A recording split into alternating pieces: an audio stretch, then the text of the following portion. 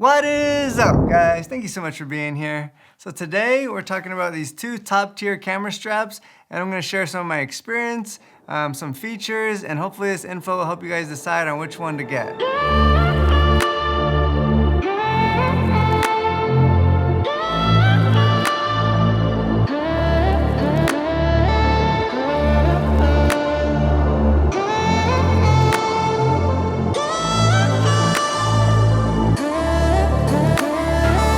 First off, we're going to go over the features, starting with the strap that I've had for longer, and then once we get through the features of both, I'm going to talk about why I chose these and the roles that I use them in, and then at the very end I'll give you guys a little tip on how to actually attach and set them up to your camera, because there are a couple different ways you can do it. The way I did it originally, which a lot of people do, just kind of causes you more problems, so stick around for that. Okay, so the Peak Design Slide was the first nicer camera strap that I bought. I did tons of research, looked at all kinds of brands, and the reason I came to the conclusion of this one was just because of the combination of everything: the price, the look, the quality, and just the features. The main reason why it's called the Peak Design Slide is because when you have a camera, so I'll grab my small APS-C camera here. This is the Sony a6700. So as you guys saw, it was super quick to attach it. You have what's called these anchors that are also made by Peak Design, and they come with both camera straps when you get them. I have them attached to this base plate right here, which is also made by Peak Design. Base plate just kind of allows me to attach it to a few different kinds of tripod mounts. It has little loops here where you can easily attach those anchors, and then once you do, they just slide right onto these attachment points of the straps. Put the round part in and just slide it up, and it locks into place. So obviously that's one of the main nice features right there, is being able to quickly remove the camera strap and put it on if you need to, because sometimes you may not want to walk around with this thing and then all of a sudden you change your mind. So then you can just use your thumb, you push in on that, and they just pop right out. And these things are really strong. I'm really pulling. I'm probably giving it a good 90% pull. These things aren't going anywhere. Which, to be honest, I mean, you're never really gonna be in a situation where, hopefully, where something's pulling that hard, unless somebody's trying to steal your camera or something. These are just super secure, so you can feel good if you're out hiking, out in the wilderness or whatever. This thing isn't just gonna come loose. The cord has different layers to it. Part of the reason why they have that layering system is because it makes it stronger. And another reason is just so that you're aware of whether your cord or not needs to be changed out. If you ever notice that your anchors were getting yellow, then that means that you're kind of wearing down the outer layer, and for the sake of, protecting your expensive equipment, they do recommend changing the anchors at that point. But with that being said, I've personally never worn through the outer layer of these anchors, and I mean, I use these things all the time, hiking around and whatnot. So I think you would have to really wear them down for a long time. And they come with two sets of anchors when you buy the straps to begin with. Now back to why they actually call it the Slide. This little metal thing comes up, and then it allows you to literally slide it down, and then you can lock it in again. You can see the strap just got longer, and you can do it on this side as well.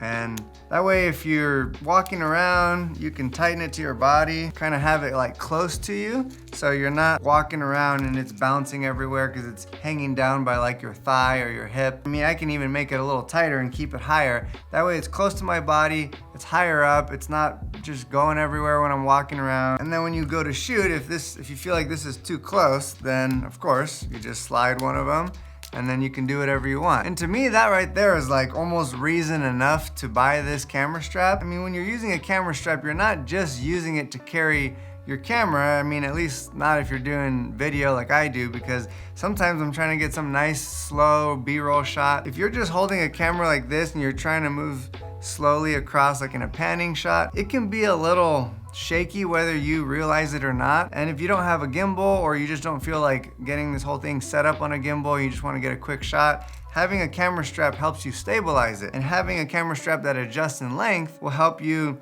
to have the right length to kind of lock this thing in, put that tension that allows you to be smoother. So when you have that tension, then you can really pan across. The strap has a really nice padding as well, so you can kind of carry a larger camera on here, a larger lens setup. And as you can see, one side is smooth, the other side kind of has these little notches. Feel like they're made of some kind of silicone, but they're extremely grippy. The fact that they even thought about this is really cool, because the reason they did that, say you just want to carry it on one shoulder. Well, if you carry it on one shoulder, on the other side, again, it's like a seatbelt material, so it's kind of slippery. It can kind of slide off your shoulder a lot easier.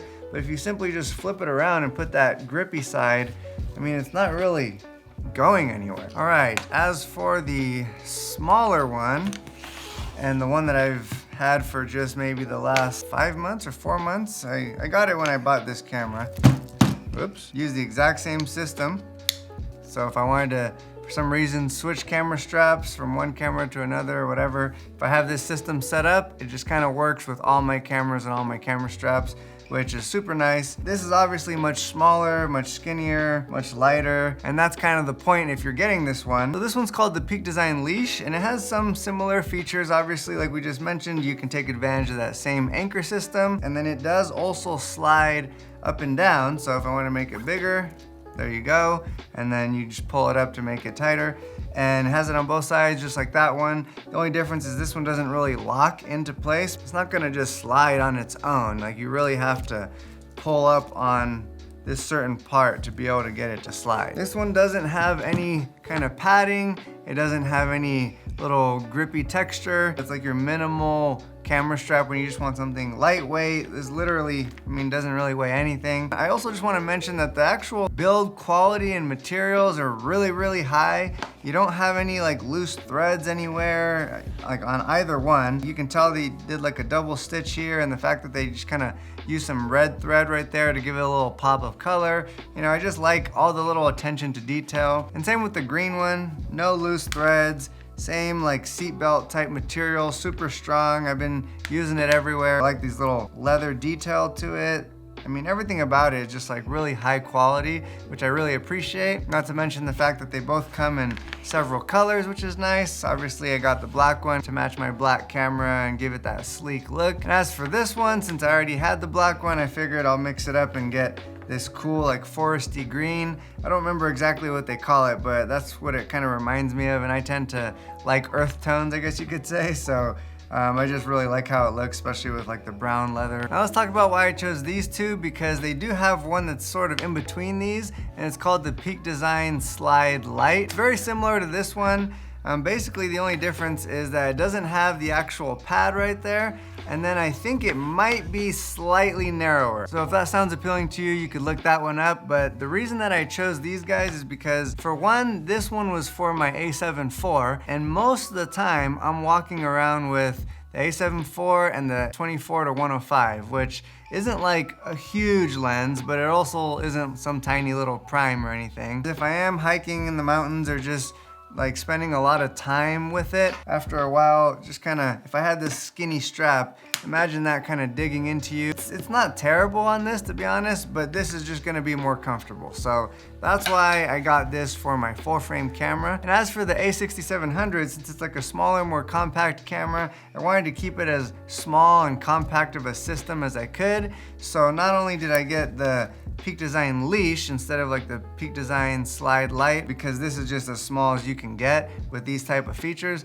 but I also keep this camera in like a smaller camera bag just because the lenses are smaller and everything, so I don't need as much space. So when I want a system that's just gonna be grab it and go, smaller, lightweight, I have this setup. So yeah, this strap just fits better with my APS-C system because I'm not worried about a heavy camera with heavy lenses and all that. And considering I've only had this strap for 3 or 4 months, it's already been to quite a few places, and you know, I've used it quite a bit. I've gone to some hikes in some alpine lakes, taken it to other cities, I've gone to a national park with it. It's one thing to have nice finishing and nice stitching when you first buy it, but then to still have it look brand new even after some pretty good use out of it, you know, this thing's gonna last me a long time. Now as for the tip about how to attach these to your camera, so most people are gonna attach it to these little loops that are on the side of cameras. There's a couple of problems that come from this. One, I mean, imagine you have like a camera strap up here. So every single time you're trying to use this thing,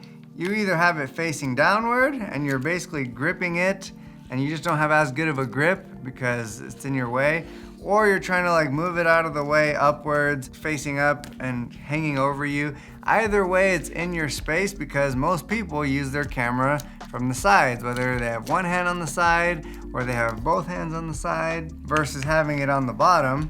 you know, you're using this thing, it's not in your way at all. So that's already enough reason for me to not want to mount it on the sides. When you buy a camera strap from them, it does come with this small little metal piece that still attaches on the bottom of your camera.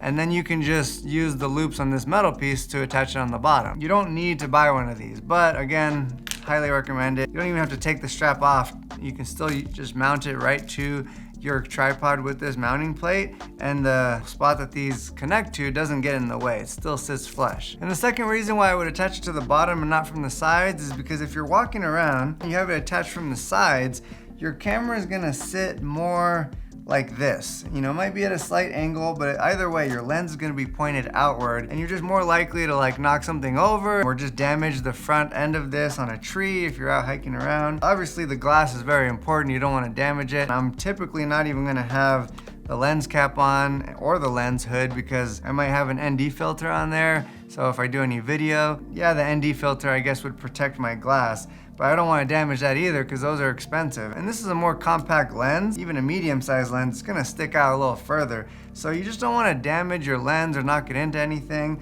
And when you have it attached from the bottom, the glass element of the lens is just pointed downward, way less likely to get bumped or scratched by something. And it's just overall a little bit more compact and like closer to your body. So that's my simple but very helpful tip. So I hope you guys take advantage of it. And if you like this video, don't forget about the like button. Super simple thing that you can do. It takes about 1 second. It really makes a big difference for my channel. And also if you like this kind of content, like anything to do with camera gear, lens reviews, camera backpacks, definitely subscribe as well. But with that being said, I just want to thank you guys so much again for watching, and I'll catch you in the next video.